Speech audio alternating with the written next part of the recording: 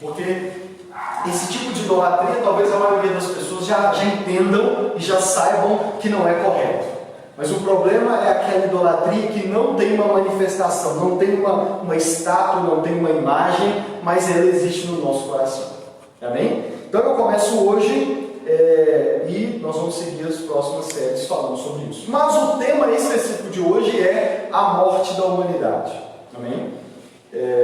E aí vocês, à medida que eu for caminhando, vocês vão entender o porquê. Hoje eu vou dar os sintomas gerais da doença e nos próximos domingos a gente vai falar da causa da doença. Entendeu isso? Hoje nós vamos mostrar os sintomas da doença e nos próximos domingos nós vamos falar da doença em si. Amém?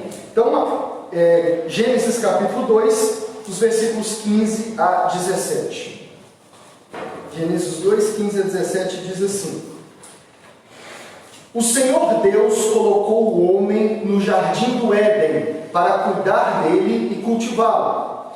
E o Senhor Deus ordenou ao homem: coma livremente de qualquer árvore do jardim, mas não coma da árvore do conhecimento do bem e do mal, porque no dia em que dela comer, certamente você morrerá. Vou ler novamente. 15. O Senhor Deus colocou o homem no jardim do Éden para cuidar dele e cultivá-lo. E o Senhor Deus ordenou ao homem: coma livremente de qualquer árvore do jardim, mas não coma da árvore do conhecimento do bem e do mal, porque no dia em que dela comer, certamente morrerá. Vamos orar mais uma vez. Senhor Deus, eis aqui a Tua palavra, eis aqui o início dessa série que é uma das séries mais importantes que nós podemos tratar. Que o Senhor nos próximos domingos possa nos, em primeiro lugar, sondar o nosso coração, examinar o nosso coração. Que o Senhor, com a Tua misericórdia, possa expor o mais íntimo do nosso coração. Que o Senhor venha sondar os nossos corações, como nós vimos na série passada, que o Senhor, por ser profundo em conhecimento, sonda o mais íntimo do nosso ser e, portanto, nos conhece. Que o Senhor possa sondar os nossos corações, que o Senhor possa trazer à luz qualquer mau caminho, qualquer tipo de idolatria que haja no nosso coração, para que a gente possa voltar o nosso coração tão somente para o Senhor, que a gente possa identificar em nossos corações algo que possa estar nos levando a fazer, quebrar o primeiro dos mandamentos, que é ter outros deuses diante do Senhor, e que a gente possa, no fim dessa série, para sair e ter de fato e viver verdadeiramente tendo o Senhor como o nosso único Senhor e Salvador. Que possamos de fato examinar os nossos corações e ver se de fato amamos o Senhor sobre todas as coisas, e que possamos, Pai, fazer de Ti o nosso verdadeiro Deus, o Deus da nossa vida, para a glória do Senhor. Amém? Vamos lá, irmãos. Eu vou voltar nesse texto daqui a pouco. Ao longo da história da humanidade, da nossa história, algumas perguntas perturbam a humanidade. Quando eu falo humanidade hoje, eu vou estar falando de nós seres humanos, amém? Então todas as vezes que eu falar de humanidade, eu vou estar falando de homem e mulher e de todos os seres humanos, de nós lafaientenses, de nós brasileiros e das pessoas do mundo inteiro. Ao longo da história da humanidade, da nossa história, algumas perguntas têm atormentado, no bom sentido, a gente, têm tirado o nosso sossego. E algumas dessas perguntas são: de onde viemos? E aqui, talvez você fale: Lucas, a gente acabou de ler, a gente crê que Deus nos criou, mas vamos olhar de uma perspectiva da maioria da sociedade, das pessoas que não creem, ou vamos supor que exclui a Bíblia por um momento, esquece ela agora um pouco, né? Esquece o que você já conhece da palavra de Deus agora. Vamos no campo de nós como um todo. Essa pergunta tem assombrado a gente: de onde viemos? Porque essa é uma das perguntas que o ser humano discute ao longo da história. De onde a gente veio? Né? Esse é o tema de muitos filmes. Talvez você já assistiu algum filme que o pessoal entra numa espaçonave e começa a viajar no espaço, e aí pergunta para ele: o que vocês estão indo fazer? Eles falam assim: vamos procurar o Criador nosso. Né? E muitos filmes tratam deles encontrando lá os criadores lá. Mas essa pergunta, por mais que alguns dão uma resposta, as pessoas ainda não se dão por satisfeitas, a maioria das pessoas. Outra pergunta: qual o propósito da vida? Né? Essa é uma pergunta que a gente não faz somente dentro da igreja. Eu estava vendo um documentário, vou citar ele algumas vezes aqui, um documentário essa semana, que o documentário, o título dele é Humano, uma viagem pela vida. É um documentário que um homem, durante 3 anos, começou a entrevistar mais de 2.000 pessoas.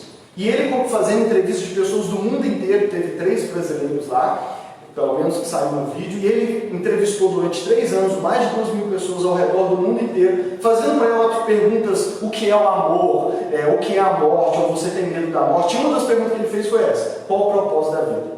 Porque essa é uma das perguntas que a gente também fica fazendo. Para que a gente existe, né? Para que a gente está nessa terra? Mesmo a gente que crê em Deus, a gente faz essa pergunta, né? Por que a gente está nessa terra? Por que Deus nos criou? Ou nós que cremos em Jesus, né? A Bíblia diz que Jesus vai voltar e nos levar para a eternidade, para habitar com ele na eternidade. Mas por que ele ainda não fez isso?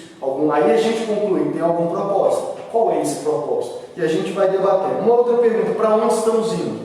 A sociedade também pergunta para onde a gente está indo. E a pergunta de hoje é: o que há de errado com a humanidade? O que há de errado com o mundo? Inclusive, essa semana eu vi que já tem até livros com esse título: O que há de errado com o mundo? Porque essa também é o assunto nosso hoje. Essa é uma das perguntas que faz a gente parar para pensar, que faz as pessoas discutir, seja as pessoas mais simples, as mais que estudam e que vivem de pensar nas coisas da vida, né? Tem gente que vive para responder essas perguntas e elas fazem essa pergunta: o que há de errado com o mundo? Talvez em algum momento triste, algum momento que você viu uma tragédia, você já se perguntou: o que há de errado com o mundo? Por que o mundo está do jeito que está? Por que há tanta maldade no mundo? Você já fez essa pergunta? Por que há tanta maldade no mundo? Se você assiste a Record, em algum momento você já viu essa pergunta. Porque os jornais da Record, misericórdia, eu nem gosto de ver. É só tragédia. Mas tem vezes que é bom a gente ver, para a gente ver como que é o mundo real. Tá vendo? Tem vezes que é bom para a gente ver o que é a vida real, o que acontece no mundo. E a pergunta que a gente faz é essa: por que há tanta maldade no mundo? Até as crianças que estão aqui presentes, talvez, acredito que a maioria não fez nem 15 anos, mas os anos de vida que vocês já viveram já é suficiente para vocês saberem que tem alguma coisa de errado com o mundo. Vocês têm certeza que assistem televisão e já viu alguma coisa ruim acontecer no mundo. A gente não precisa viver muitos anos para descobrir que tem alguma coisa errada com o mundo. Por que há tanta maldade? Por que as pessoas conseguem fazer coisas que a gente vê e não acredita? Né? Por exemplo, e aqui alguns sintomas dessa maldade. O que eu estou querendo dizer com essa pergunta? Em que a gente pensa? Por exemplo, você sabia que no mundo já teve 2 guerras mundiais? 2 guerras mundiais no século passado. E pesquisando as guerras mundiais só do Partido Político Comunista, né? Só provocado por disputas políticas, e aqui talvez as crianças não vão entender, mas as guerras provocadas por países comunistas, países de esquerda, países que querem que tenham a sua política lá, foram 101.755.000 pessoas mortas em guerras provocadas por disputas de políticas feitas por comunistas. O número de mortes em guerras religiosas, porque a religião também tem gerado muitas guerras ao longo da história do mundo, o número de mortos, e aqui não é exato, tá? É tudo estimativa. As estimativas mostram que o número de mortes provocadas em guerras por conflitos seculares, ou seja, que não teve nada a ver com política, não teve nada a ver com, na verdade, tudo no fim das contas tem um meio político, né? Mas guerras que não tiveram a ver com religião foram 417.142.700 pessoas mortas nessas guerras.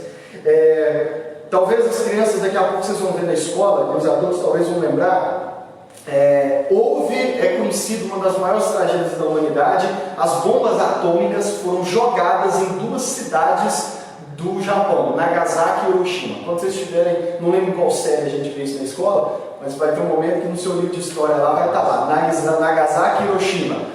O número de mortos foram bombas atômicas, que eu não lembro agora quem jogou essa bomba atômica lá nesses 2 países, nessas 2 cidades, e matou 214.000 pessoas. Na hora, fora as pessoas que ficaram doentes, porque as bombas eram químicas, pessoas que ficou doentes, que foram pessoas deformadas, que ficaram feridas e um tempo depois morreram. Ou seja, foi mais do que isso.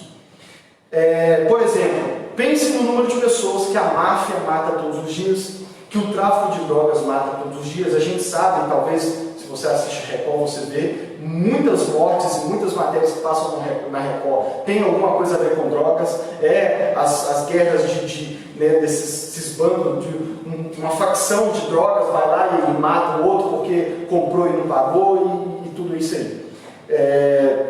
E também as mortes pelos países terroristas, né? Talvez os adultos vão lembrar do 11 de setembro, quando pegaram 2 aviões e bateram contra uma torre e mataram também milhares de pessoas naquele dia.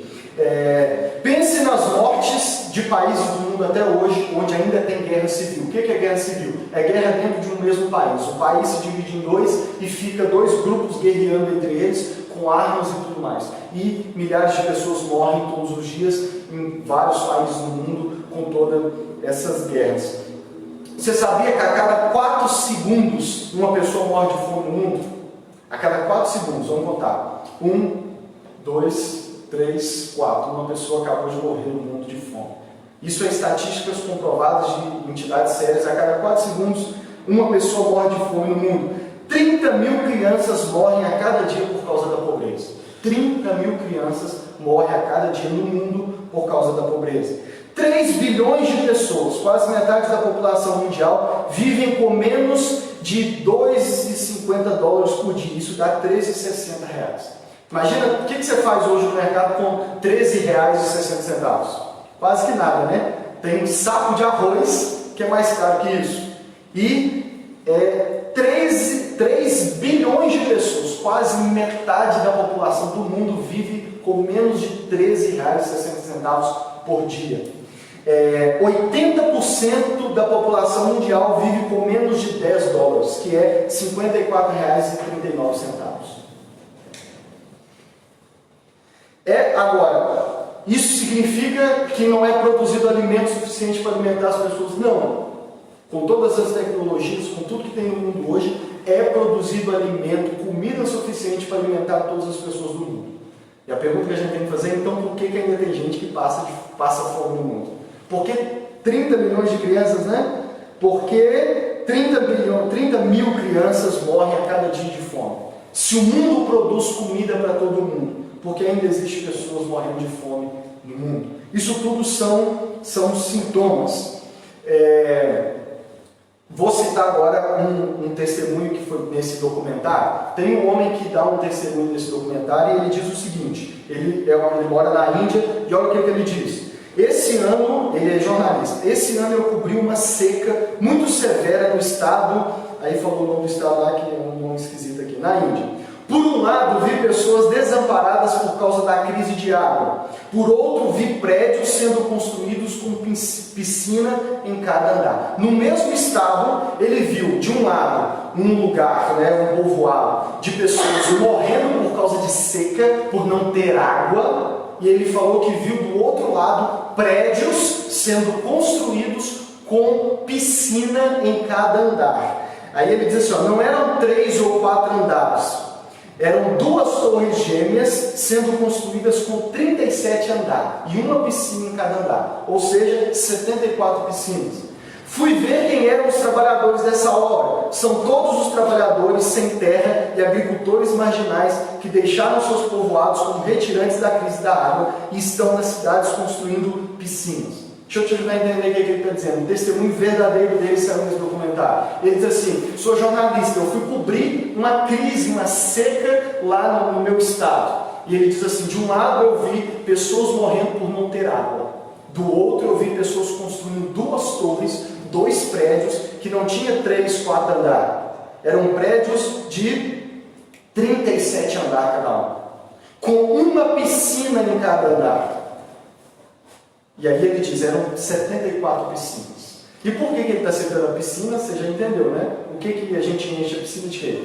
De água. Ou seja, de um lado, pessoas morrendo por causa da seca. Do outro, 2 prédios sendo construídos com piscina em cada andar, ou seja, muita água ia ser usada nessas piscinas.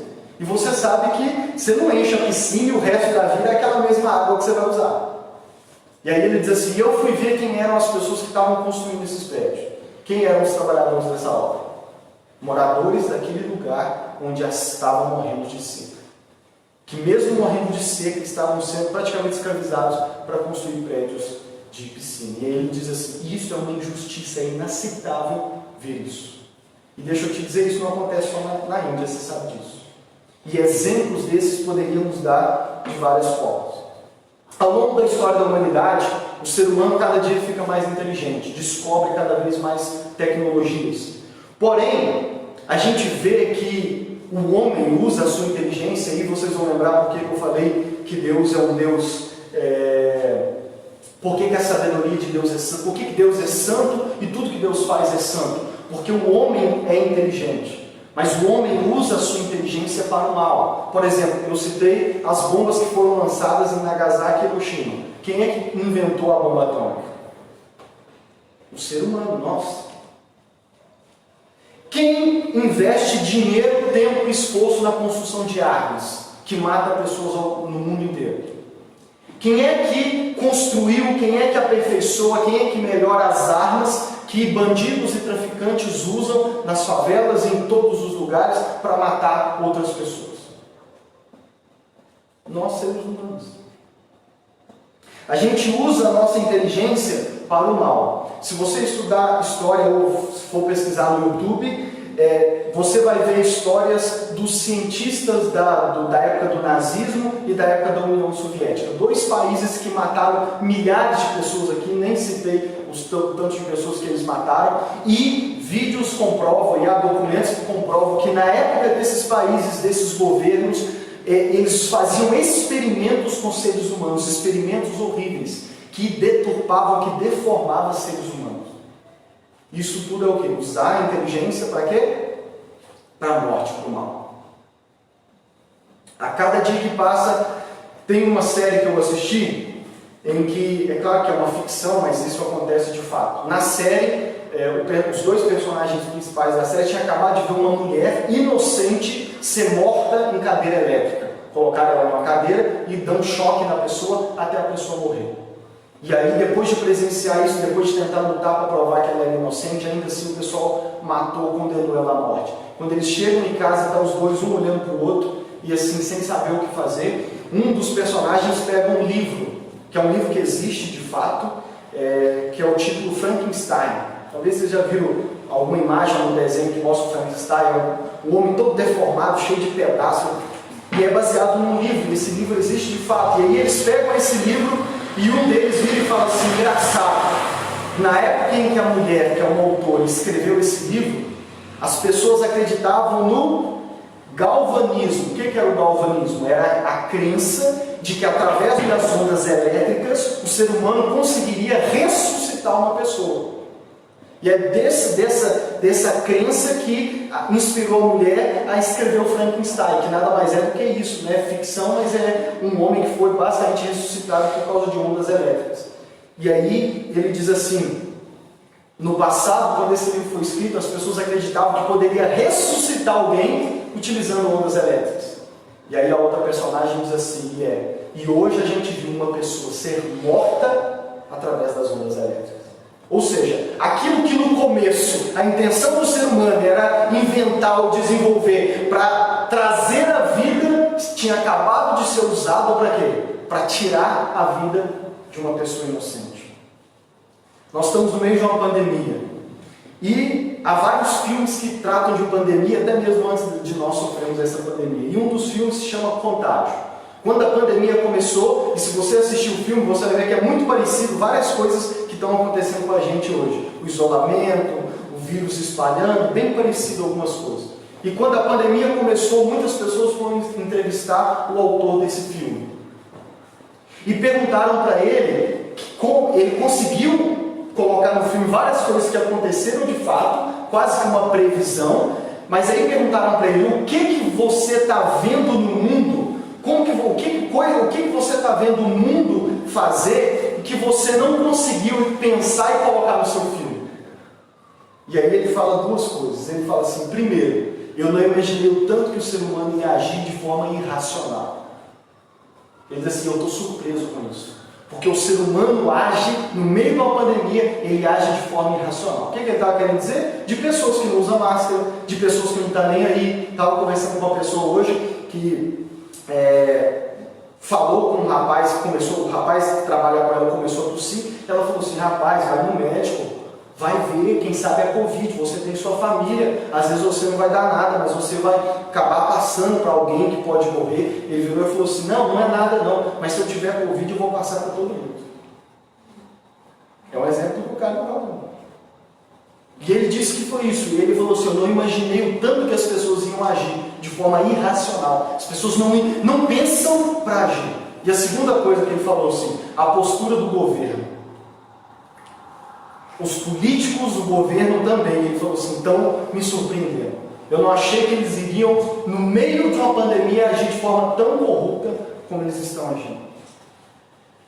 E se você for olhar em jornais, ou em alguns documentários que tem no YouTube, se você quiser depois até te indico um, você vai ver matérias de jornal e provas concretas de como que os políticos no Brasil, vamos falar do Brasil, está aproveitando de todo esse momento para roubar dinheiro do povo. Para roubar dinheiro do povo. Eles vão comprar equipamentos para respirador, né, para cuidar de pessoas, para não deixar pessoas morrerem.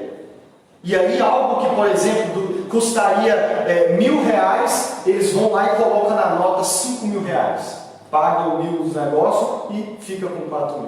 E aqui eu estou usando um valor baixo para ficar mais fácil de você entender, porque é milhares de reais, milhões até. Você viu notícias falando de que países onde o governo ia instaurar uma CPI para investigar os gastos na pandemia, como que em algumas cidades os casos até parou. Os casos até parou. Recebi um vídeo de um homem falando que o amigo dele estava de férias na praia. E ele falou assim: como que você está de férias na praia, assim, com essa situação toda? Ele falou: não, eu ganhei alta porque eu fui diagnosticado com Covid. Ele disse assim: não, e você ainda está indo para a praia com sua família? Ele falou assim: não, rapaz, deixa eu te explicar. É o seguinte, o médico, quando ele declara alguém com Covid, ele ganha lá, acho que R$1.000 por cada pessoa que pega Covid. E ele estava com uma meta de fazer R$50.000. E aí estava faltando 3 para ele fazer 50. Aí ele falou assim: olha, vamos fazer um negócio. Eu aqui, né, eu diagnostico você, sua esposa e os seus filhos com Covid, mas vocês não têm. Vocês vão tirar uma férias aí, eu dou um valor para vocês e fico com o resto. E você duvida que isso de fato aconteceu? Eu duvido, não tem motivo para o cara mentir. Assiste, igual eu já falei aqui, assiste a programação da Record o dia inteiro. Você vai ficar mal no final do dia. Porque, principalmente, eu estou falando da Record que é o principal, né? Os outros canais ainda passam outras coisas. Mas os jornais da Record é só mostrar coisa ruim. Assassinato e você fica de cara. Coisas de filme. Navega pelo YouTube. Tem muitos canais no YouTube. Tem um canal no YouTube que eu não vou falar o nome porque tem crianças aqui, né? Mas tem um canal no YouTube que ele define assim, ele posta coisas tudo relacionado a, como é que ele diz aqui? Tudo relacionado à cultura do terror. Ele só posta coisas que estão envolvidas com o terror. E vamos dizer assim, se você é adulto, vez ou outra não é nem ruim você ver esse canal. Porque vai mostrar casos reais de pessoas que cometem crimes que você fala assim: eu não acredito, isso é coisa de filme. Sem contar vários filmes que a gente fica de cara assistindo e no final aparece lá, baseado em fatos reais. Lembra das manifestações que teve no mundo inteiro, principalmente nos Estados Unidos e no Brasil ano passado? Depois da morte do George Floyd, daquele homem que foi morto no Carrefour, muitas pessoas foram para a rua protestar. Só que como que era o protesto deles? Quebrando o carro, matando pessoas, destruindo o Carrefour, destruindo casas e veículos e imóveis de pessoas que não tinham nada a ver com essa situação toda. Muitas pessoas nem sabiam o que estava rolando, eles só queriam aproveitar a oportunidade para ir destruir tudo. Na intenção de defender um negro que morreu, eles mataram várias outras pessoas, feriram várias outras pessoas, e isso eu estou falando do mais recente, ao longo da história da humanidade, isso está cheio na história da humanidade. O que tudo é isso, irmãos? O que eu estou falando aqui até agora? Só dos sintomas que leva a gente a fazer a pergunta: o que está de errado com? Eu falei que eu ia dar só os sintomas hoje. Esses são os sintomas. Mas aqui eu falei de coisas que talvez a gente fale assim: ah, não, isso acontece lá. Deixa eu listar algumas coisas para você aqui, ó. Imoralidade sexual, impureza e libertinagem. Eu estou lendo versículos da Bíblia, uma lista que a Bíblia dá de obras da carne, de atitudes que o ser humano pratica. Imoralidade sexual, os adultos sabem o que é. Impureza e libertinagem. Que essas coisas juntas geram a pornografia, a prostituição, a pedofilia e todo tipo de coisas relacionadas a isso. Idolatria, que é o que nós vamos tratar. Feitiçaria, ódio. Talvez você fale assim: ah, nunca matei ninguém, mas quantas pessoas você odeia na sua vida? Ou já odiou na sua vida? Ódio, discórdia, ciúmes, ira, egoísmo, dissensão, facção, inveja, embriaguez, orgia e coisas semelhantes. E deixa eu te dizer, eu estou lendo uma lista que Deus deixou na Bíblia, e essas listas, para Deus, não tem diferença nenhuma de todas essas outras que eu mostrei para vocês até agora. Está dando para entender? Então talvez até agora você falou assim: ah, não passa, isso é os outros que faz. Mas deixa eu te dizer, qual de nós passa ileso dessa lista aqui? Qual de nós nunca cometeu alguma dessas coisas que está escrita aqui? E continua. As pessoas serão egoístas, avarentas, presunçosas, arrogantes, blasfemos. Olha aqui, ó. Desobediente aos pais. Desobediente aos pais. Ingratos, ímpios, sem amor pela família. Isso daqui não é só pessoa da ideologia de gênero, gente que não acredita na família, não. Às vezes você pode ter a sua família e não ter amor pela sua família. Tudo depende da maneira como você se relaciona com eles. Irreconciliáveis, o que é isso? É não fazer as pazes. Caluniadores, sem domínio próprio, cruéis, inimigos do bem, traidores, precipitados, soberbos, amantes dos prazeres, assassinos, como as listas que eu já dei até agora. E olha essa última aqui, ó. Todos que amam e praticam a mentira. Se você passou até agora, eu tenho certeza que nesse último ninguém aqui passa. A mentira. Qual de nós consegue ficar sem mentir? E aí a lista de Deus diz: todos aqueles que amam, porque tem gente que ama mentir. Tem gente que de 10 coisas que ele fala, 9 é mentira, de tanto que ele já viciou em mentir. E aqueles que praticam a mentira. Então eu digo para você, de todos esses sintomas aqui, nós não passamos. Nós sofremos com todos esses sintomas, mas nós também praticamos. Existem coisas que estão longe de nós. Ah, eu não sou político, então eu não estou roubando no meio da pandemia. Mas eu disse aqui essa lista. Qual de nós passa? Qual de nós passa? Deixa eu citar um outro testemunho de um outro homem nesse documentário que eu falei. Olha o que o homem diz. Olha o que o homem diz. Olha o que ele diz. Uma das coisas que marcam mais quando se participa de um combate, de uma guerra, é a sensação de matar outro ser humano. Quando você vivencia isso, percebe que não se compara a nada que você já tenha vivido. E olha o que ele diz. E infelizmente, essa sensação, seu corpo fica querendo sentir de novo. É muito difícil tentar explicar para alguém como é essa sensação. Até hoje, ainda tenho vontade de sentir isso de novo. É provavelmente por isso que eu tenho uma arma carregada em casa. Eu anseio que alguém tente me atacar, arrombar minha casa, ou que me dê um pretexto para que eu use essa violência novamente. E o homem fala sério. E deixa eu te dizer, antes da gente criticar esse homem, ele teve coragem de confessar algo que às vezes a gente não tem. Ele participou de um combate, matou alguém e ele diz assim: é uma sensação diferente de todas as outras na vida, quando você tem a sensação de matar alguém. E ele diz assim, e inacreditável como que o nosso corpo, a gente fica doido querendo sentir essa sensação de novo. E aí olha o que ele confessa: talvez é por isso que eu tenho uma arma em casa. Porque eu fico doido para alguém tentar fazer alguma coisa. Para quê? Só para me ter um motivo de quê? De sentir essa sensação de matar o outro ser humano de novo. Irmãos, ele fala sério, eu vi seriedade. E é o que eu disse para vocês, esse homem teve coragem de confessar o que talvez a gente não tenha coragem. Lucas, mas eu não tenho essa sensação, nunca matei ninguém, mas e essas outras listas de pecados aqui que eu falei? E essas outras coisas que eu acabei de listar aqui? Essas outras coisas? E a sensação de mentir? E o egoísmo? E a prostituição? E a libertinagem? E todas essas outras coisas que eu citei aqui? Será que talvez você está, Lucas, a maioria eu passo, mas eu tenho certeza que todos nós, irmãos, eu poderia confessar aqui para vocês, todos nós, de toda essa lista que nós estamos aqui agora, cada um de nós tem pelo menos um pecado que a gente usa ele, que é o nosso pecado de estimação. É aquele pecado que por mais que a gente se esforce para lutar contra ele, a gente parece ter essa sensação que esse homem tem, aquela sensação de que eu não consigo ficar sem ele.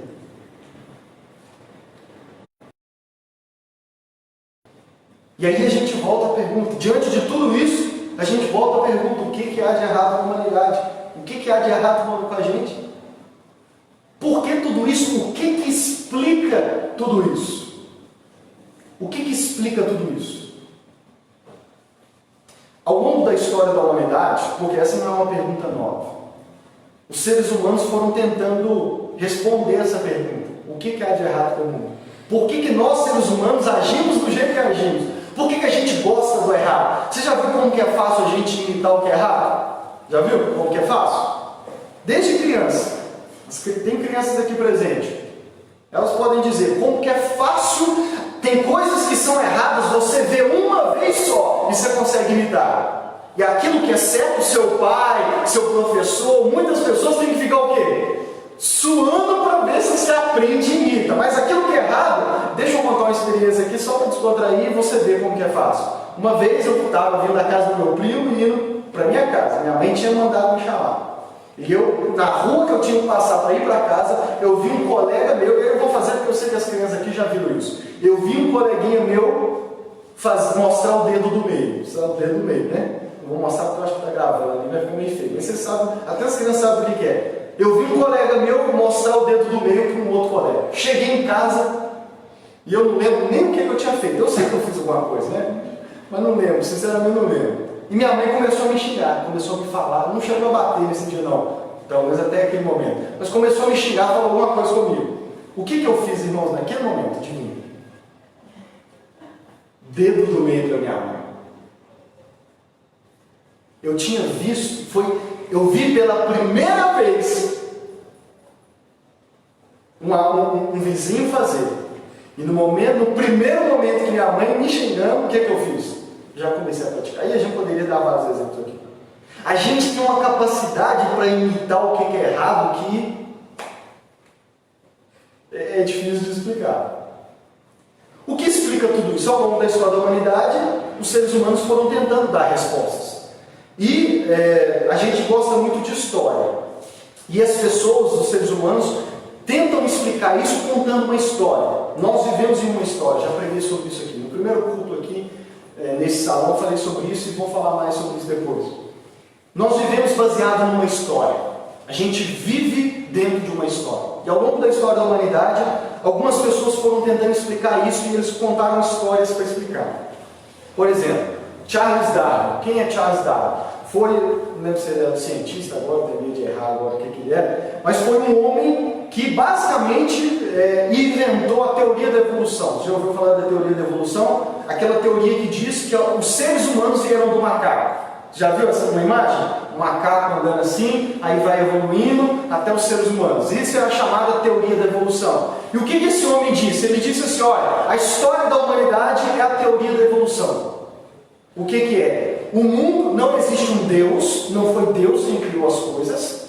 O mundo surgiu do nada, aconteceu o Big Bang, uma explosão lá, e as coisas simplesmente surgiu e começou a evoluir. E o homem, do jeito que a gente é hoje, a gente é descendente do macaco. O homem é um animal, o único animal que pensa diferente dos outros, e a gente veio do macaco. A gente foi evoluindo, a gente era um macaco, os nossos ancestrais eram macacos, e a gente foi evoluindo até se tornar o que a gente é hoje. E aí ele disse, essa é a teoria. E aí ele fala assim, a história dos seres humanos, e o que tem de diferente nessa história? É que como o mundo inteiro está evoluindo ao longo do tempo, A vida nada mais é do que o mais forte sobrevivendo. Ao longo da evolução, o que é que acontece? É uma luta dos animais mais fracos com o mais forte. E à medida que o mundo vai evoluindo, os mais fortes conseguem sobreviver. E os mais fracos vão ficando para trás, vão morrendo. Então, tudo que existe hoje é porque é os mais fortes. Qual que é o problema disso? Qual que é o problema disso? O problema disso é que se a gente acredita nesse cara, se a gente acredita que o mundo veio do nada e que tudo é evolução e que tudo está se evoluindo, isso nos faz acreditar que nós, seres humanos, somos animais como todos os outros. E se a vida é o mais forte sobrevivendo ao mais fraco, tudo isso que eu citei antes aqui, todos esses sintomas, então, por que a gente pergunta o que há de errado no mundo? Por que a gente fica espantado com os seres humanos que são maus? Ora, se a gente acreditar em Charles Darwin, então tudo o que gera todas essas mortes é o mais forte sobrevivendo ao mais fraco. Então por que a gente se espanta com tudo isso? Por que a gente fica desse jeito que a gente fica? Então por que a gente se pergunta o que há de errado no mundo? Não há nada de errado com o mundo. Ele está evoluindo. E no meio dessa evolução o mais forte sobrevive. Então, quando um povo, um país mata pessoas de um outro país, ou quando um grupo de pessoas passa fome e o outro tem o que comer, é o mais forte sobrevivendo e o mais fraco morrendo. E aí eu digo para vocês, como que a vida ia ser bonita se a gente acreditasse nesse cara, né? Porque você ia olhar para as pessoas que passam necessidades ao seu redor e ia falar assim, não, é o mais fraco da criação. Estão entendendo o perigo de acreditar nisso?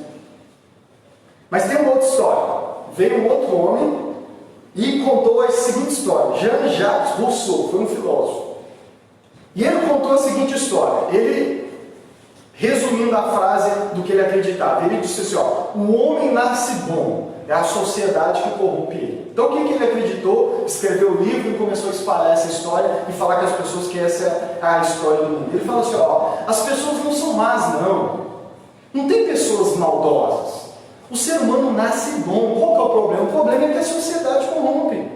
O problema é que as pessoas fazem a gente ficar mal. A gente nasce puro. A gente nasce um anjo. Né? Todo mundo nasce um anjinho. O que acontece? Por que a gente então vê tanta maldade no mundo? O que acontece é que a sociedade, sabe? O sistema é que torna a gente mal. É que corrompe a gente. E quem gosta de filme, o novo filme do Coringa é o filme que mostra isso. Porque nesse novo filme do Coringa, o filme mostra que o Coringa só se tornou Coringa porque a cidade onde ele morava era ruim, batia nele, ele sofreu muito na vida, coitado. Por isso que ele se tornou Coringa. Aquele filme é quase que a ideia desse homem Rousseau feita num filme. E ele acreditava nisso. O homem nasce bom, ninguém é mal, todo mundo é bom, sabe? A gente é um anjo. Não tem nenhum por cento vagabundo, como diria alguns. A gente é bom. O problema é que quando a gente começa a conviver com a sociedade, a gente acaba sendo corrompido. E qual que é o problema da gente acreditar nisso? Qual que é o problema da gente acreditar nisso? Basicamente a mesma coisa. O problema de acreditar nisso é que a culpa nunca vai ser da pessoa. Se eu matar alguém aqui hoje e vier me prender, o que eu posso dizer? Olha, eu não queria fazer isso. Sabe, eu nasci bom, mas foi, sabe, eu assaltei porque eu nasci num país pobre, eu assaltei porque a minha família é pobre, eu assaltei porque eu passei muita dificuldade na vida, então, sabe, se eu estou fazendo isso tudo... E qual que é o outro problema de acreditar nisso? É que é meio incoerente. Porque a sociedade não é um ser diferente. Sociedade não é um monstro que existe por aí e fica transformando as pessoas. Sociedade nada mais é do que um grupo de pessoas. É basicamente como igreja. A igreja não é esse prédio aqui. Isso aqui é uma garagem do prédio do Pedrinho que ele arrumou pra gente. Se a gente sair daqui pode virar um bar, pode virar qualquer coisa, voltar a ser garagem. Nós, em comunhão, somos igreja. Nós, em comunhão, por crermos em Cristo, nós somos a igreja. Se a gente sair daqui agora e for ali para a pastoral ali, né, que tem ali embaixo, ali, a igreja vai estar lá. Estão entendendo? A sociedade nada mais é do que a união das pessoas, as pessoas que vivem juntas. O que é o bairro Triângulo? Existe o bairro Triângulo? Existe um ser aqui. Ah, o bairro Triângulo ali, o bairro Triângulo, tudo bem? Não. O bairro Triângulo é o grupo de pessoas que moram nesse local específico. Sociedade é isso. Então como que vai dizer que a sociedade corrompe as pessoas, sendo que a sociedade são pessoas? Como que a gente se corrompe a gente mesmo?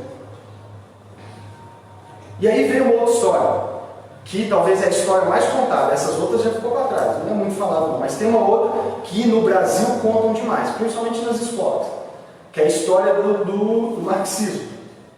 Um homem chamado Karl Marx, ele disse o seguinte: tudo é a mesma história, só muda um pouquinho. O que ele disse? A história da sociedade, estou citando a primeira frase do livro dele, a história da sociedade existente até hoje tem sido a história de lutas de classes. O que ele diz? A história do mundo é o seguinte: é uma luta de classes, uma luta de empregados contra patrões, de ricos contra pobres, sabe? Duas classes. O mundo é dividido em duas classes: ricos e pobres, patrões e empregados, proletariados e esqueci o nome que ele dava lá. E ele fala assim: a vida é uma luta eterna dessas duas classes. E ele falava assim: os pobres, os empregados, têm que, na força bruta do braço, em guerra, pegar lá o machado, a foice, o que for, e na força do braço, que não acreditava de forma pacífica, não, tinha que ser na força do braço, matar os ricos patrão. E o governo tem que fazer o quê? O governo tem que tomar posse, ainda que seja na força, dos terrenos todos. Você não pode ter o seu terreno, sua casa, não. O governo tem que ser dono de tudo para que o governo distribua a comida para todo mundo. Então, se você trabalhar, no final das contas, o seu salário você tem que passar para o governo, porque aí o governo vai pegar todos aqueles salários e vai alimentar todo mundo. Qual que é o problema disso? O problema é que já teve países, e ainda tem países no mundo hoje, que tentou praticar isso. Mas, por exemplo, a primeira coisa que eu citei lá dos países comunistas, que já mataram mais de 100 milhões de pessoas, são países que acreditam nessa história. São países que acreditam nessa história. A China hoje é um país que lá você não tem liberdade para nada. Cuba, aqui do lado de cá na América, é um país que eles praticam isso. O governo é dono de tudo. E lá é um dos países mais, na verdade, junto com a Venezuela, eles ficam disputando qual que é o país mais pobre da América do Sul. Qual que é o problema? É que ao longo da história da humanidade ainda tem país que já tentou praticar isso, na verdade pratica isso, e não é essa paz toda não. Não acabou com a maldade do mundo, não acabou com a pobreza não acabou com as coisas ruins. O ser humano não ficou melhor. Pelo contrário, ficou só pior. Ficou pior. E todas essas histórias, eu poderia dar várias outras aqui, escolher essas três só para ilustrar. Todas essas histórias falharam em dar o veredito, em explicar para a gente. Porque a gente viu que cada uma dessas histórias de maneira diferente, quando a gente vai analisar mesmo e vai tentar ver se de fato dá certo, a gente vê que nenhuma dessas histórias dá certo. Mas qual que é o problema dessas histórias, dessas três e de várias outras? Dois problemas. O primeiro é que todas essas histórias, você reparou, todas elas tiraram Deus da história. Essas três histórias, esses três homens eram ateus, não acreditavam em Deus. Portanto, a história que eles contaram a respeito do mundo eram histórias que tiravam Deus. Sabe, que excluía Deus, não existe Deus. E o segundo erro é que todas as três tiram a culpa e a responsabilidade do ser humano. Você percebeu isso? A culpa não é minha, eu não sou culpado pela maldade que eu faço, a culpada é a sociedade.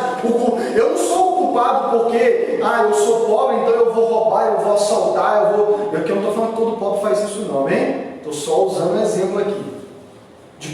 Um exemplo de coisas ruins que talvez a gente faça e que aí a gente poderia dizer: eu só fiz isso porque eu não sou pobre, eu não sou rico. Se eu fosse rico eu não fazia isso. E qual que é o problema? O problema é que a gente nunca é o responsável pelo que a gente faz. E se a gente não é o responsável, por que a gente prende as pessoas, irmãos? Por que tem pessoas presas na cadeia? Por que quando você vê alguém cometer um crime, você fica pedindo para ele ser preso? Por que a gente acha um absurdo todas essas roubalheiras e tudo isso de ruim que acontece? Por que a gente culpa as pessoas? Por que existe polícia? Não precisava ter polícia. Eu não quero dizer as coisas erradas que a pessoa faz, é culpa da sociedade, é porque é pobre, é porque não tem condições e por aí vai. Ou seja, dois erros que essas histórias cometem: tira Deus da história e tira a culpa do homem. A gente não tem culpa. E aí tem gente que tem um pôster do Coringa no quarto dele. Eu admiro o Coringa. Já cansei de ver comentário na internet assim. Hoje, depois de Coringa, eu gosto mais do Coringa do que do Batman. Não ideia. O poder que o filme está fazendo. Tem muita gente que assiste esse filme e está acreditando na história. E aí fala que o Coringa, coitado, é uma vítima. E aí alimenta o vitimismo em nós. A gente é vítima. Não, a gente não tem responsabilidade. Eu sou vítima desse sistema. Eu sou vítima. Eu sou vítima. E aí a gente tira Deus da história e a gente tira a responsabilidade e a culpa do ser humano. E aí as chances da gente resolver o problema somem. Vendendo some, desaparece. E se a gente, e talvez, tenho certeza que todos aqui já foram no médico. Por qual motivo você vai no médico? Vai lá e descobre o que é. Agora, se a gente não percebe os sintomas, a gente não vai no médico. Ou se a gente ignora os sintomas, a gente pode acabar morrendo. Qual que é o problema? O problema é que todas essas histórias, o problema é que a gente tem visto todos os sintomas do mundo e a gente tem falhado em identificar qual que é a raiz do problema. Lucas, e você leu Gênesis e foi embora, nunca mais voltou para Gênesis. Vamos voltar agora em Gênesis.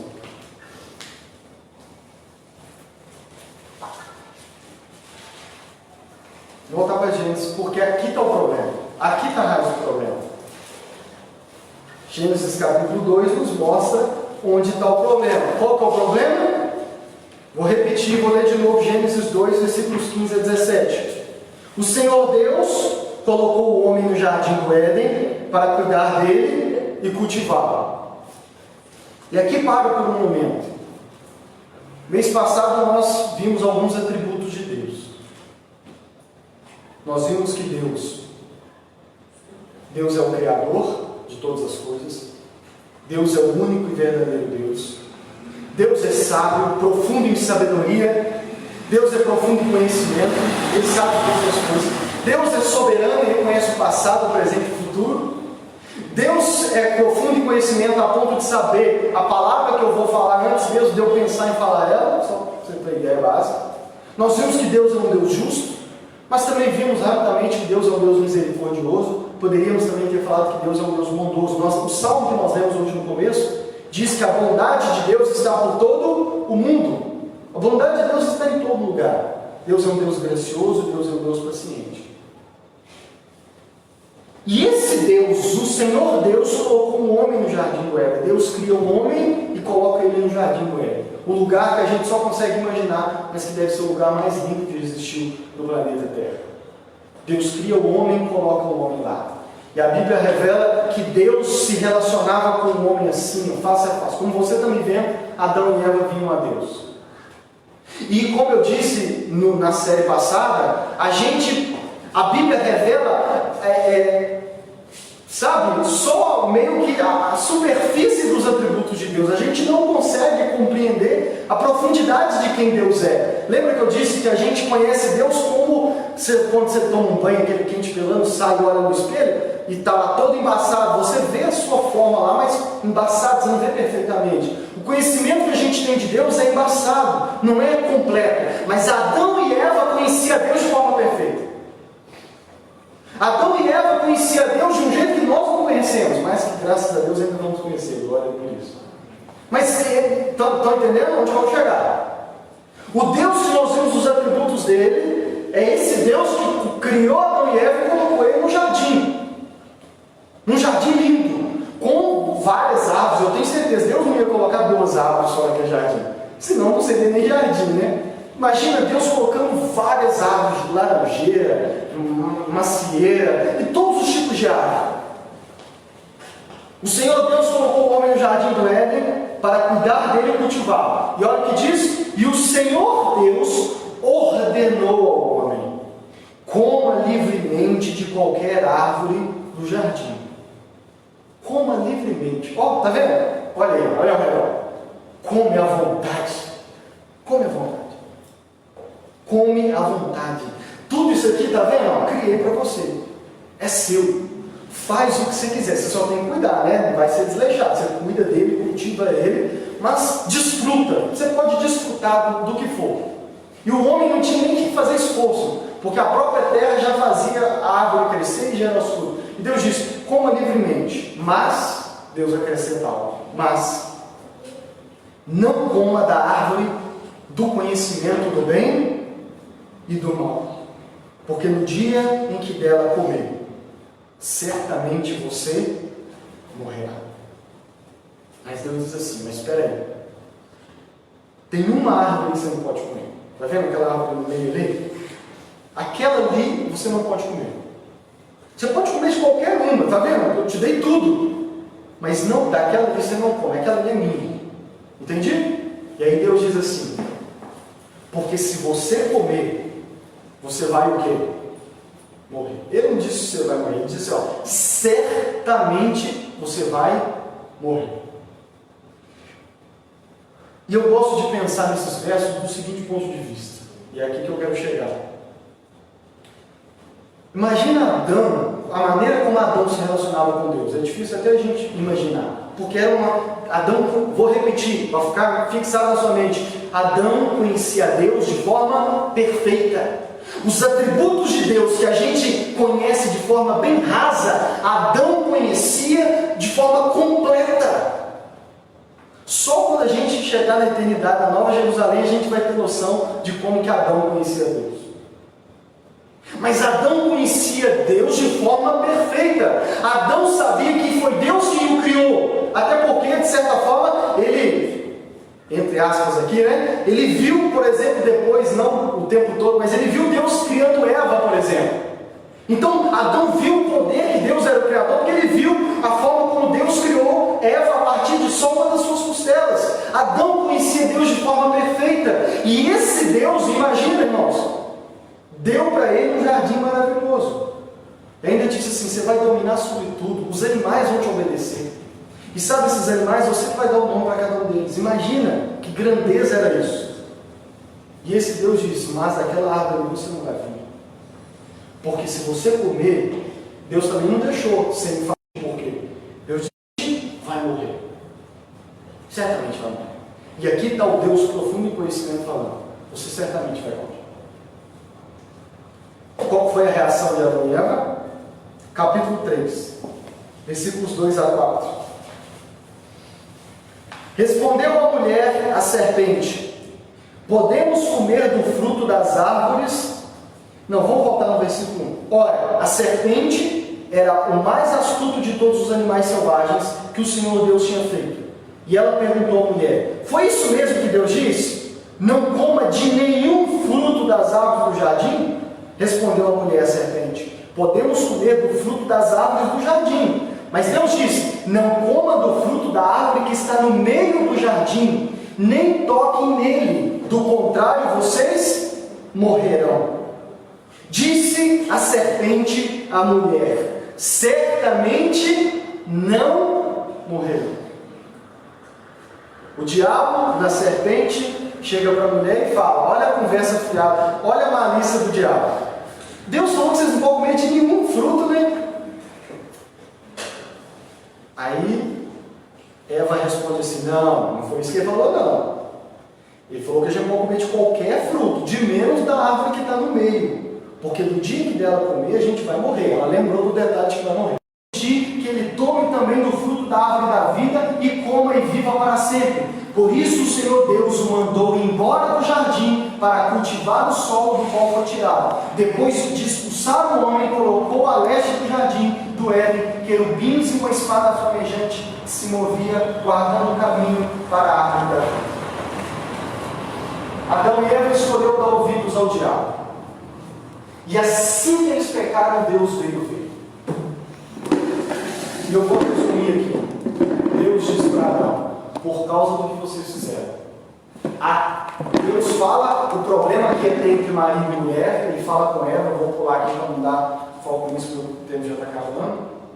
E resumindo, Deus diz para Adão, por causa do que vocês fizeram, a partir de agora, a terra, não é só eles, Porque lá no começo Deus criou Adão e Eva e disse assim: dominem sobre todas as coisas. E a Bíblia diz: e abençoou Deus Adão e Eva e toda a criação.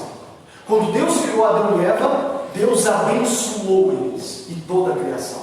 Quando Adão e Eva deu as costas para Deus, rejeitou a voz de Deus, Deus disse para Adão: por sua causa, vocês vão sofrer. Entre vocês, o relacionamento não mais será o mesmo. E Deus disse assim: a partir de agora, a terra, a criação é amaldiçoada por sua causa. Se lá atrás Deus havia abençoado, agora a terra é amaldiçoada. E a partir daqui, a história de Gênesis, a gente leu, a gente tem que estar lendo e a gente viu. Sem ter visto uma matéria no jornal para inspirar, sem ter tido um colega para fazer antes dele, Caim matou seu irmão.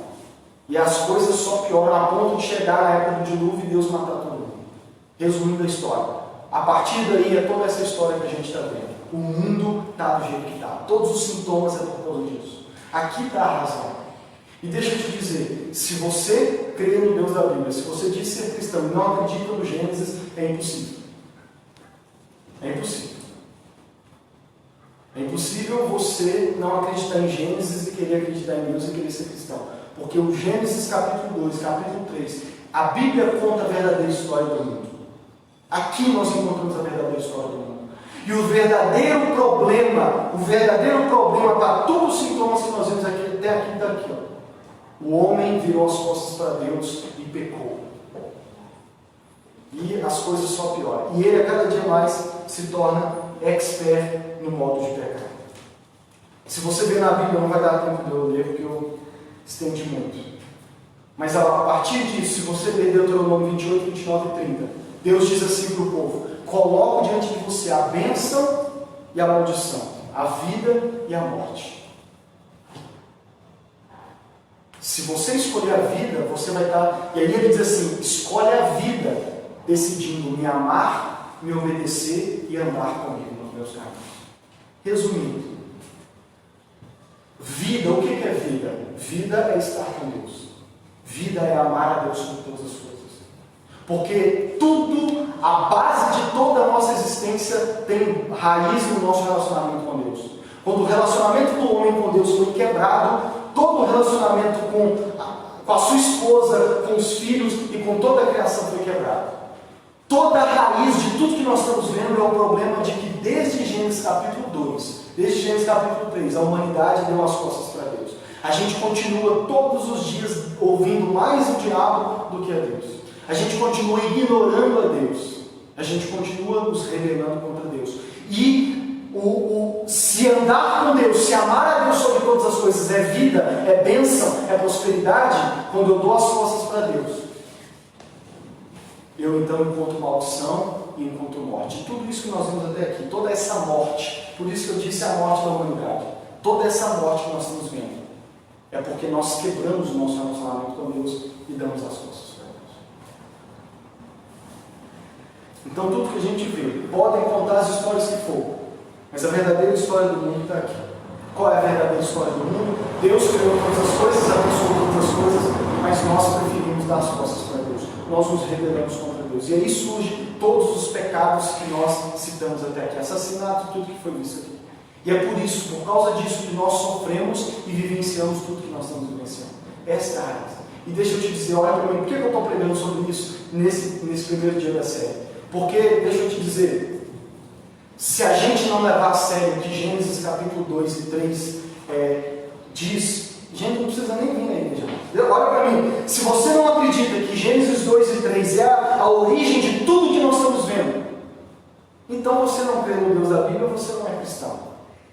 E aí, deixa eu te dizer, não faz sentido você voltar aqui todos os domingos para me ouvir pregar, porque nada mais da Bíblia que eu pregar vai fazer sentido, porque todo o resto tem como base e desenvolvimento esses dois capítulos.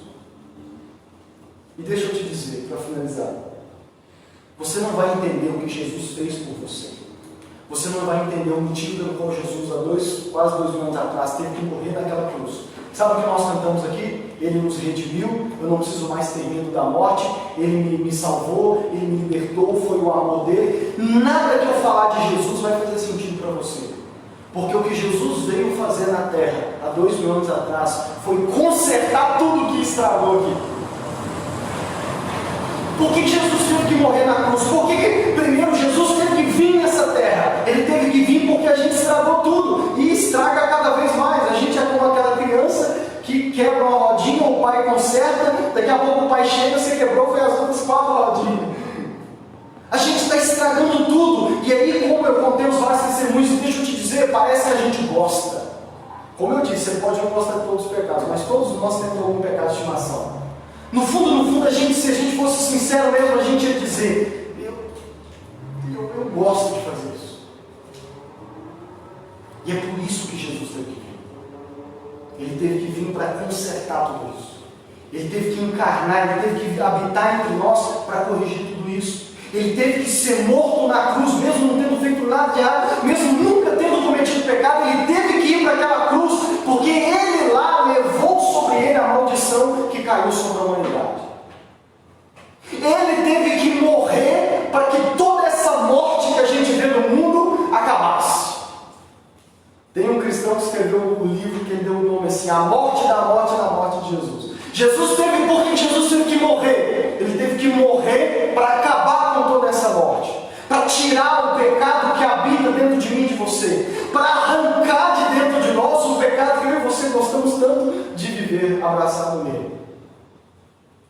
É por isso que ele teve que morrer. E se a gente não leva a sério tudo que a gente vê no mundo, se a gente não leva a sério Gênesis 2 e 3, então a gente não vai levar a sério Jesus. Tem pessoas que ainda não entenderam o Evangelho porque não crê que Gênesis, o que está em Gênesis, aconteceu de fato. Amém? Fique de pé.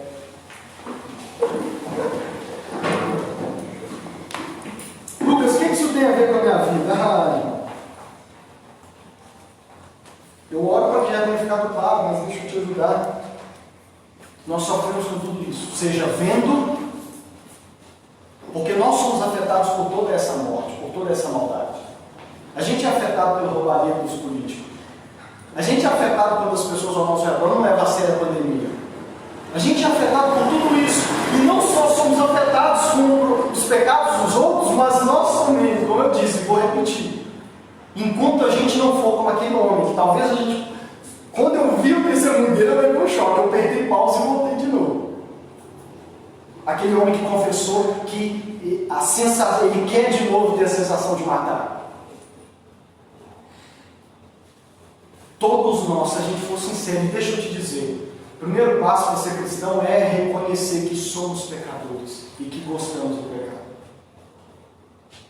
Se você não olhar para dentro de você e não reconhecer diante de Deus que você é um pecador, que gosta do pecado, e que se Deus te deixar, você vai continuar todas as vezes dando ouvidos ao diabo, porque se a gente não reconhecer isso, então Jesus não vai ser nada para a gente. Primeiro passo, por isso que Jesus, quando esteve na terra, ele disse: arrependei-vos. Primeira coisa para ser cristão, arrepender. E nós vamos pregar sobre isso, o que é arrependimento. Mas resumindo aqui hoje, arrependimento é, em primeiro lugar, eu olhar para dentro de mim e diante de Deus eu dizer assim: Deus, eu sou pecador. É duro confessar isso, mas eu sou pecador e eu gosto do pecado. Talvez eu não goste de todos, mas eu tenho pecado que eu amo cometer.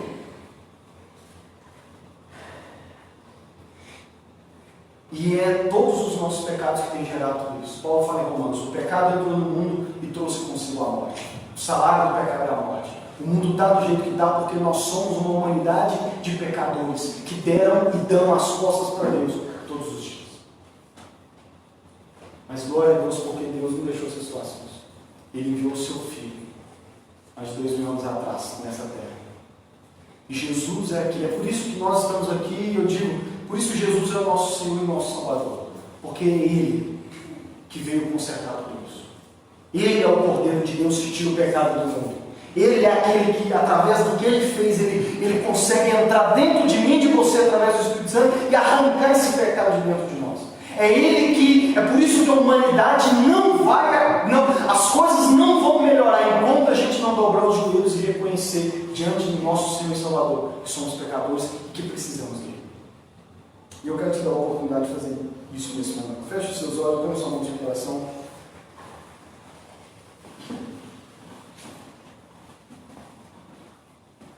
Põe a sua mão no seu coração e olhe para dentro de você. Tenha coragem de olhar para dentro de você neste momento. Tenha coragem de olhar para dentro de você neste momento. Lucas, eu estou aqui, sou uma criança ainda. Você viu que um dos pecados é a desobediência aos pais. Criança também inveja os coleguinhas. Criança também é egoísta quando ela não reparte o seu brinquedo com outra criança. Então, vários desses pecados que eu citei aqui, crianças também cometem. Crianças também precisam de Jesus. Portanto, com os olhos fechados, para que você olhe para dentro de você, examine o seu coração, examine-se o homem a si mesmo. Deixa eu te dizer, você é responsável, você é sim culpado pelos seus pecados. Diferente do que a sociedade, às vezes acreditando nessas outras histórias, tenta dizer, o culpado da sua maldade, dos seus pecados, não são as pessoas. Você não peca porque você é pobre, você não peca porque você é rico, você não peca porque passou dificuldades na vida, você não peca porque você sofreu muito, você não peca porque seus pais isso, seus pais aquilo. Para de querer encontrar desculpas para o seu pecado. Assuma diante de Deus a responsabilidade que você tem diante dele. Eva, quando Deus o confrontou, ela disse: a serpente me enganou. Adão disse: a mulher que o Senhor me deu do fruto e eu comi. Mas Deus lidou com cada um deles, porque cada um de nós somos responsáveis. Porque nós estamos sofrendo por causa de Adão e Eva. Se você não cometesse pecados, poderia até ser. Mas qual de nós aqui também não comete pecados? Qual de nós não gosta de alguns pecados aqui, outros ali? Portanto, todos nós somos responsáveis diante de Deus. Todos somos culpados diante de Deus. Eu não sou um assassino, Lucas, que matou esses milhões de pessoas em guerra. Mas Jesus disse: se você odeia uma pessoa, você é assassino. Então, não tem como escapar, todos somos pecadores. E o primeiro passo para encontrar Jesus, o primeiro passo para entender como Jesus é maravilhoso, o primeiro passo para entender a beleza do que Cristo fez naquela cruz, o primeiro passo para você olhar para aquelas imagens de Jesus crucificado e ficar feliz com Ele lá naquela cruz, é você reconhecer que você é pecador, que eu sou pecador, que nós somos pecadores e que a culpa é nossa e que o problema somos nós. Nós nos rebelamos contra Deus todos os dias. Nós somos pecadores e precisamos de um Salvador. Eu não termino com uma má notícia. O Evangelho significa boa notícia. E qual é a boa notícia do Evangelho? Jesus, há quase 2000 anos atrás, deu a vida por nós pecadores. Somos os piores pecadores. Mas a Bíblia diz que Deus, mesmo Deus sabendo disso, Ele deu o Filho dele para morrer comigo e com você. Portanto, o primeiro passo, reconheça e se arrependa dos seus pecados. Segundo, olhe para Jesus e celebre, porque Ele é o único que pode arrancar de dentro de você esse pecado. Ele morreu para pagar o preço pelo meu e pelo seu pecado. Ele foi crucificado, Ele foi morto, mesmo sendo inocente, para que eu e você não precisássemos morrer. Para que, como nós vimos semana passada, no dia do juízo final, Deus possa nos aceitar com Ele. Portanto, arrependa-se dos seus pecados e creia em Jesus. Creia naquele que pagou o preço por você, que morreu por você. E viva, entregue-se a Ele, porque Ele disse: eu vim para ter vida e vida em abundância. No outro dia Ele disse: eu sou a própria vida. Você quer ter vida? Você quer ficar livre da morte que há no mundo? Viva com Jesus, viva para Jesus e entregue-se para Ele. Porque viver para Ele, viver com Ele e viver por Ele é a verdadeira vida. E Ele também morreu para que no dia em que Ele voltar, Ele vai transformar não só todos nós, mas também a criação. e há de nos levar para a Nova Jerusalém, um lugar que vai ser melhor do que o jardim do Éden. Um lugar onde ele diz: não haverá choro, não haverá lágrimas, não haverá morte, não haverá injustiça. Tudo disso que nós falamos até aqui lá não vai haver. E você pode ter esperança de ir lá morar eternamente com Ele, desde que você creia em Jesus como único Senhor, Salvador, desde que você entregue a sua vida para Ele, desde que você viva para Ele e encontre a verdadeira vida. Senhor Deus, obrigado, Pai, porque apesar de ser uma palavra difícil de ouvir, nós precisamos, Pai. Precisamos reconhecer a nossa miséria, precisamos reconhecer os nossos pecados. É isso que nós queremos fazer neste momento. Precisamos de Ti, Jesus. Precisamos de Ti. Precisamos de Ti, porque sem Ti nós vamos continuar no pecado. Sem Ti nós vamos amar o pecado. Sem Ti nós vamos ter dentro de nós essa sensação, esse amor pelo pecado. Sem Ti não seremos nada diferente das demais pessoas. Na verdade, a única diferença que podemos ter é o fato de que nós temos um Salvador que morreu por nós. Portanto, Pai, que a minha oração é que o Teu Espírito possa ter levado, Pai, essa palavra mais íntimo de cada um de nós. Que possamos no coração, Pai, compreender o que foi dito aqui nessa noite. Que possamos viver isso, que possamos nos arrepender dos nossos pecados, que possamos não culpar a sociedade ou as outras pessoas, mas que possamos confessar diante de Ti a nossa culpa, os nossos pecados. Mas que mais do que tudo isso, e mais maravilhoso do que isso, que possamos encontrar em Jesus Cristo um Salvador, aquele que tira de dentro de nós o pecado, aquele que nos transforma em uma nova criatura, aquele que é o único que pode transformar o nosso coração, aquele que pode nos ensinar a odiar o pecado, a detestar o pecado, aquele que, se vivermos para Ele com Ele, teremos vida não só nessa terra, mas na por vir quando Ele voltar. Obrigado por essa noite, Pai. Que essa palavra possa ajustar o nosso coração para essas semanas. Que possamos viver para a Tua glória, que possamos viver no Senhor. Que possamos desfrutar da vida abundante que Cristo veio nessa terra nos conceder, desde o mais novo ao mais velho aqui nessa noite. Te agradecemos por este culto, por esta noite. Que a Tua palavra possa gerar frutos no nosso coração a partir desse